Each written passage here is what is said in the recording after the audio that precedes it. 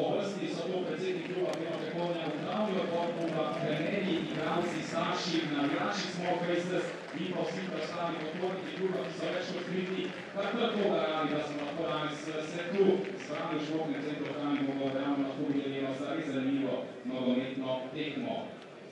Gremo k današnjemu obračunu, ki ga bo vodil najprej gostujoča Olimpija Ljubljana, 31. Aljaž Šivačič, 24 Miča Pav, 27 Aris Zelikovič, 5 Vili Koremovič, 44 Timoš Šipec, 8 Daniel Mišnič, 15 Dario Čančija, 16